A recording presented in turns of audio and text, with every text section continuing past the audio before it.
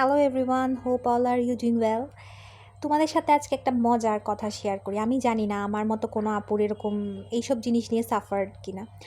তো যেটাই হোক, আমার সাত সকালবেলা উঠে মানুষ ইয়ে খাবে, ডিম ভাজি খাবে, রুটি খাবে, চা খাবে, পরোটা খাবে, কত কিছু সুন্দর ভালো জিনিস টিনিস সেটা খাবে। কিন্তু আমার প্রায়ই এই জিনিসটা হয় যে সাত সকালবেলা উঠে আমার মনে হয় ফুচকা খাই, চটপটি খাই, আম ভর্তা খাই, আমড়া ভর্তা খাই, এরকম। তো সেদিন সেটাই হলো। ঘুম থেকে উঠলাম, আমি উঠার পর আমার বাইরে গেলাম একটু, তারপর আমার মনে হচ্ছে না আমি এখন একটু ঝাল ঝাল কিছু খেতে ইচ্ছা করতেছে। না খেয়ে ঝাল ঝাল কিছু না খেয়ে আমি পড়তে বসতে পারবো না। তো যেটাই হোক, আমি ফ্রিজে আম ছিল, আম ভর্তা করলাম। এই রেসিপিটা আমার মার থেকে শেখা। তো যদিও মা এখানে লিকুইড দুধ দিয়ে করতো আর ঝালটা একটু কমই দিত, কিন্তু আমার ঝাল টক এগুলো একটু বেশিই ভালো লাগে। তো আমি এখানে এক্সট্রা অ্যাড করেছিলাম ধনেপাতা, কাঁচামরিচ, তারপর শুকনা মরিচ পুড়ে দিয়েছিলাম। টকটা আমার একদমই কম মনে হচ্ছিল, আমি তো যার জন্য আমি তেঁতুল অ্যাড করলাম, চাট মশলা অ্যাড করলাম।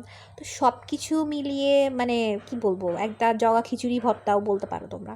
তো যেটাই হোক, সেই দিন এই ভর্তা করতে গিয়ে আমার বারবার খালি মনে হচ্ছিল যে আমি যে সাত সকালবেলা এগুলো খাচ্ছি, আমি কালকে আমার কি অবস্থা হবে। কিন্তু তারপরেও জিভকে তো আর কন্ট্রোল করা যায় না।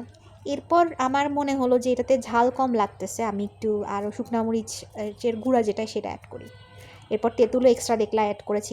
করার পর মেখে টেখে আমি এখন কি বলবো, এটা দেখে আমার এখন লোভ লাগতেছে যে কেন আবার যদি খেতে পারতাম।